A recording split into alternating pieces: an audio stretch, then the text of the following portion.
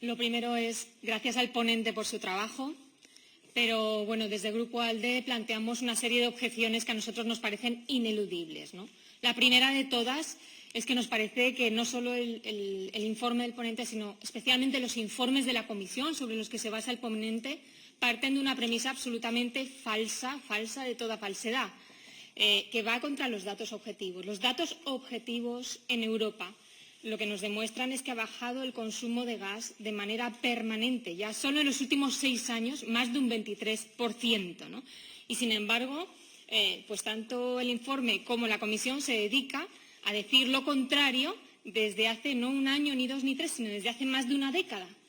Y, bueno, me gustaría enseñarles un gráfico que es absolutamente revelador, porque es un gráfico en el que esta línea negra que ven ustedes aquí son los consumos reales que hay de gas natural en Europa y, sin embargo, estas previsiones, que son las rayas discontinuas de la Comisión, son los consumos que ha previsto la Comisión durante más de una década, ¿no? Desde el año 2000. Previsiones absolutamente disparatadas, es decir, ni se acercaban de cerca a la realidad.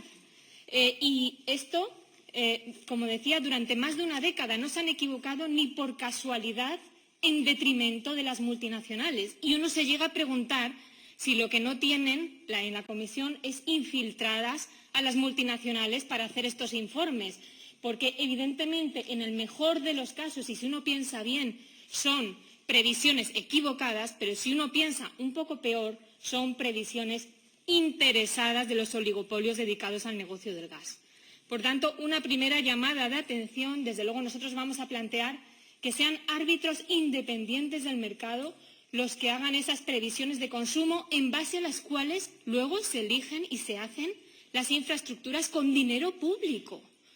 Porque, claro, esas infraestructuras y esas previsiones infladas y poco realistas a lo que han llevado hoy en día es que, según los informes de Carbon Tracker, tengamos más de 280.000 millones de dólares en proyectos dedicados al gas natural que no van a ser previsiblemente rentables hasta, como mínimo, el 2025.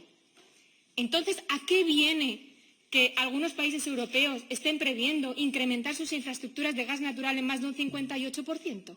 ¿A qué viene con esta cantidad de infraestructuras que ya tenemos hoy por hoy?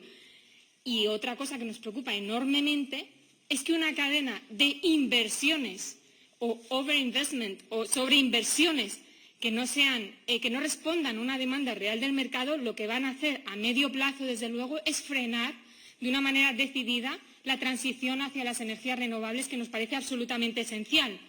Y les pongo como ejemplo un país que es el mío, que es un país que ha invertido en exceso en gas natural, hasta tal punto, y con previsiones evidentemente infladas y poco realistas como las que ha previsto la Comisión durante décadas, hasta tal punto que la última regasificadora que se abrió, la de Musel en Gijón, se terminó de construir, se inauguró y, según se inauguró, se cerró y se puso a hibernar. ¿Creen ustedes que cuando en el futuro, a medio plazo, se incrementa el consumo de energía, si se incrementa, alguien va a querer invertir en renovables si están esas regasificadoras cerradas y absolutamente infrautilizadas? En España se calcula que las que tenemos, 7, están utilizadas a un 12% de media de su capacidad. Y las infraestructuras a nivel europeo están utilizadas a un 25% de su capacidad. Por tanto, me parece que lo primero que hay que exigir es a la Comisión que esté para defender los intereses de los ciudadanos y del consumidor final de electricidad, no para defender los intereses espúreos de los oligopolios dedicados al comercio del gas. Lo segundo que nos llama la atención en el informe es que no menciona, a pesar de que es tremendamente reciente, ¿verdad?, la COP21. Un segundo termino, pero es que me parece importante. No menciona la palabra sostenibilidad. No menciona la palabra cambio climático, solo menciona la palabra sostenibilidad para decir que es un combustible fósil sostenible el gas. No se puede conjugar la palabra sostenible y gas en la misma frase. Es decir, el señor Cañete, el comisario de Energía, nos ha intentado convencer que el gas es el combustible menos sucio. Oiga, le respondo al señor Cañete, el gas no es que sea sucio, es que es muy sucio. Es decir, Tiene, evidentemente, menos emisiones de CO2, pero lo que tiene es unas emisiones de metano,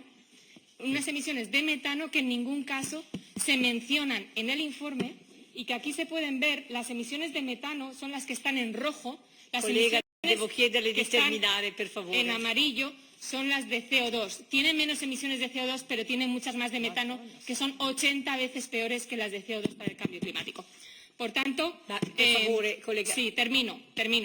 Queremos evidentemente que las inversiones se limiten a las estrictamente necesarias y la oportunidad de negocio que están viendo algunas multinacionales, pues evidentemente no creo que tenga que ser la prioridad. Muchas gracias.